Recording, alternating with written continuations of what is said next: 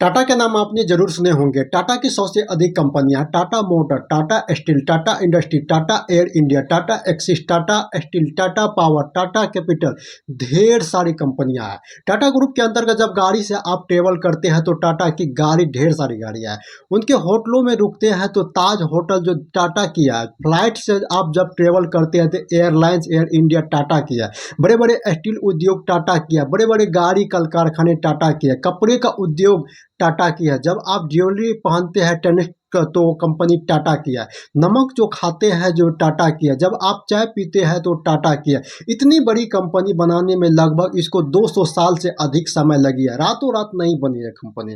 रतन टाटा की प्रेम कहानी रही थी, लेकिन यह प्यार अधूरा रहता है।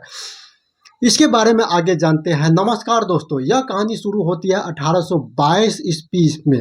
पारसी परिवार में जन्म होती है नौसरवंजी टाटा। यह अपना गांव छोड़कर मुंबई में शिफ्ट हो जाते हैं और बिजनेस शुरू करने के लिए एक कॉटन का एक्सपोर्ट का अपना बिजनेस चला रहे होते हैं।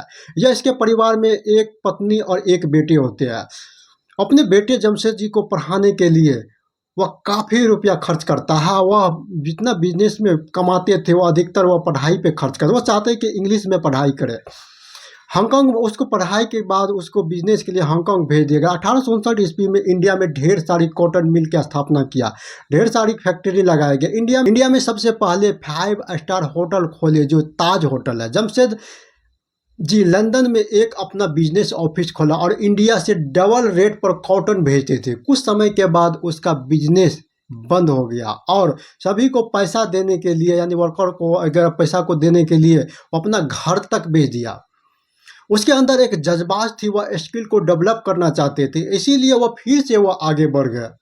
हाइड्रोलिक पावर बनाने में इंडिया में सबसे बड़े सपने थे और जमशेद जी टाटा का खास एक समय ऐसा हुआ कि 1904 ईस्वी में जमशेद जी टाटा की मृत्यु हो गई। जमशेद जी टाटा के बाद ध्रुव जी टाटा, उनके जो सपने थे वह सबको आगे बढ़ाए और टाटा की स्टील की स्थापना 1910 ईस्वी में कंपनी बनकर तैयार हो गया।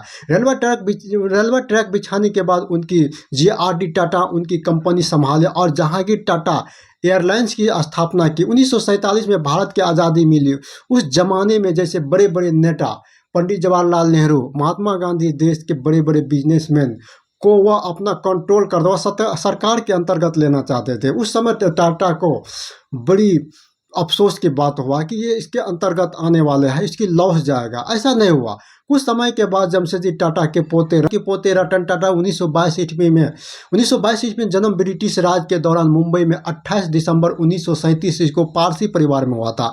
अपना बिजनेस शुरू किया और सैटेलाइट कंपनी में अपना बिजनेस को बढ़ाया और नीलकंठ सैटेलाइट को वह सक्सेसफुली अपना बिजनेस को आगे बढ़ा दिया। 5 साल में काफ़ी बिजनेस को आगे बढ़ा चुका था और 1991 में रतन टाटा के अध्यक्ष बना दिया गया। 2008 में टाटा ने और कर्नल को और $500 मिलियन उपहार दिया, जो विश्वविद्यालय के इतिहास में सबसे बड़े अंतर्राष्ट्रीय डोनर हो गया।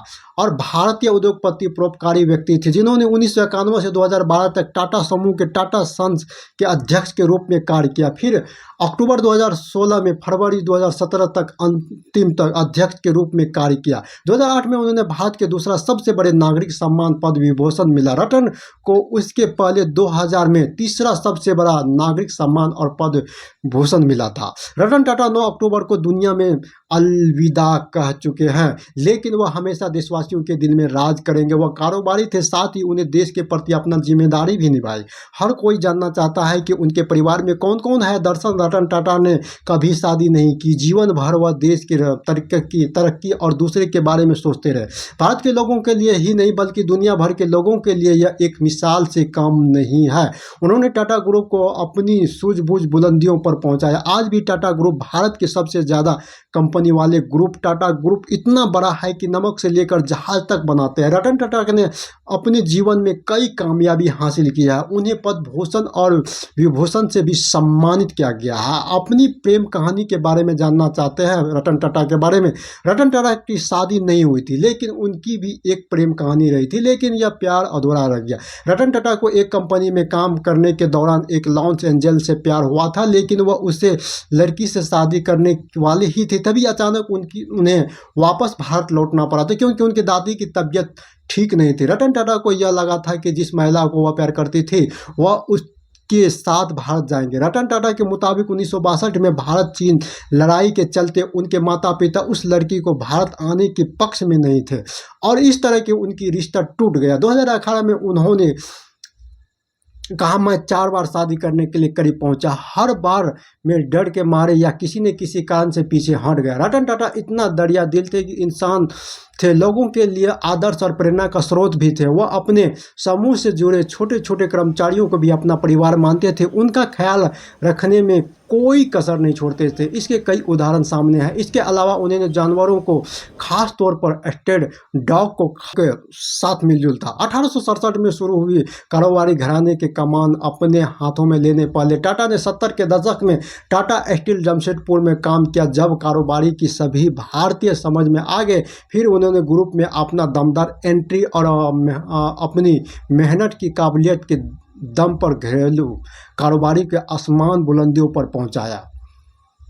रतन टाटा 1991 में पूरे ग्रुप की कमान अपने हाथों में ले ली थी। रतन टाटा के पिता का नाम नवल टाटा थे, जिनका जन्म एक मध्यवर्गीय परिवार में हुआ था। उनके पिता यानी रतन टाटा के दादा होमोसजी टाटा समूह के अहमदाबाद स्थित एडवांस मिल में स्पिनिंग मास्टर थे। नवल जब 4 साल के थे उनके पिता के निधन हो गया था। पिता के गुजरने जाने के बाद परिवार पर आर्थिक संकट आना खड़ा हुआ। जब 13 साल के हुए तो एक दिन उनके नाम के साथ टाटा सरनेम जुड़ गया और 9 अक्टूबर 2024 को आयु संबंधी बीमारी के कारण उनके निधन हो गया। जय हिंद दोस्तों।